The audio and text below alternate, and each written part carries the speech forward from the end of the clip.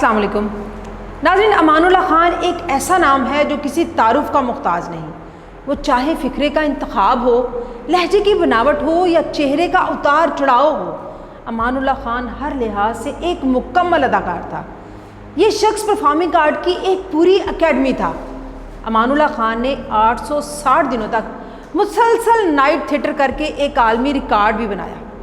आप आज उनका कोई ड्रामा देख लें, हंस हंस कर आपके पेट में बल पड़ जाएंगे।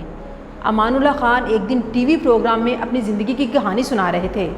वो बता रहे थे कि मैं गुजरांवाला के छोटे से गांव से निकला, लाहौर आया, रहने के लिए जगह नहीं थी, इसलिए दाता दरबार में मस्जिद में सोता था, सदके के चावल खाता था और बाथरूम की टूटी का पानी पीता था। काम कोई था नहीं, इसलिए बस टिक्कियाँ टाफ़ियाँ बेचता था।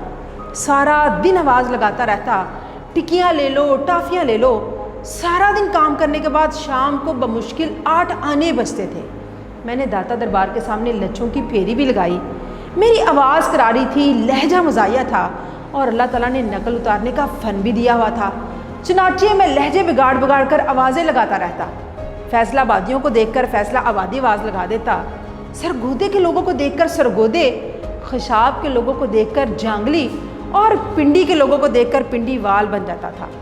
लोग मुझसे सौदा लेते या न लेते, लेकिन वो मेरे सामने रुक ज़रूर जाते थे।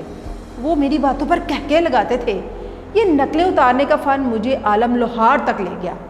आलम लोहार का थिएटर उस वक्त पंजाब का मशहूर तरीन थिएटर था। पंजाब के मुख्तलिफ शहरों में मेले लगते थे। आलम लोहार हर मेले में थिएटर लगाता और लोग कतारों में खड़े होकर उनकी टिकटें लेते। मुझे आलम लोहार के सामने पेश कर दिया गया। उन्होंने मेरा ऑडिशन लिया, मुझसे पंजाब की मुख्तलिफ बोलियाँ बुलवाईं। मैं बोलता चला गया और आलम लोहार कहके लगाते गए। यूँ मुझे उनकी टीम में भर्ती कर लिया गया। थिएटर के सामने छोटा सा स्टेज होता था। मेरा काम इस स्टेज पर खड़े होकर मुख्तलिफ लहजों में लोगों को थिएटर की तरफ मुतवज्जा करना होता था।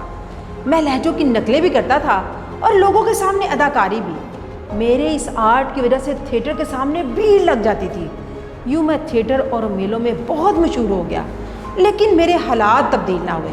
मैं खोली में रहता था और मस्जिदों के इस्तंजा खाने इस्तेमाल करता था, गली के नलकों से पानी पीता और लोगों के छापों पर बैठकर उनके छोड़े हुए सालन के साथ रोटी के बचे हुए टुकड़े खाता था।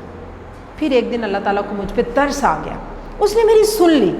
अमानुल्लाह ख़ान ने इसके बाद हाथ जोड़े और ऊपर आसमान की तरफ देखा और बोले, आप लोगों से जब आपका हाल पूछा जाता है तो आप कहते हैं अल्लाह का करम है, लेकिन मैं हमेशा कहता हूँ अल्लाह का तरस है। वो बोले, अल्लाह का करम पूरी कायनात में तकसीम होता है। ये छोटे कीड़ों मकोड़ों और मांस नोचने वाली गिद्धों पर भी करम करता है, लेकिन ये तरस किसी किसी पर खाता है और मुझ पर उस ज़ात को तरस आ गया। चुनाचे उसने मेरे गले से ज़िंदगी का फंदा ढीला कर दिया। मैं स्टेज पर आया और अल्लाह मुझ पर तरस खाता रहा। ये कहने के बाद अमानुल्लाह ख़ान खामोश हो गए, जैसे जज्बात के इजहार के लिए अल्फाज ख़त्म हो गए हों।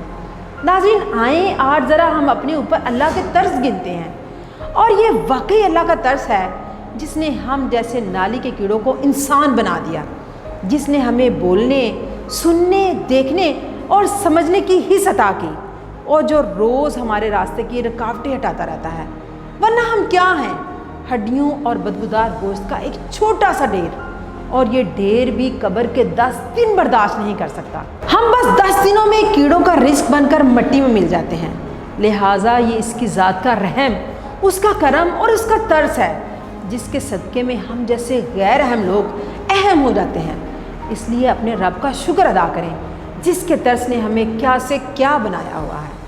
अगर आपको वीडियो अच्छी लगे तो इसे दूसरों के साथ शेयर करें। फ़ी अमान अल्लाह।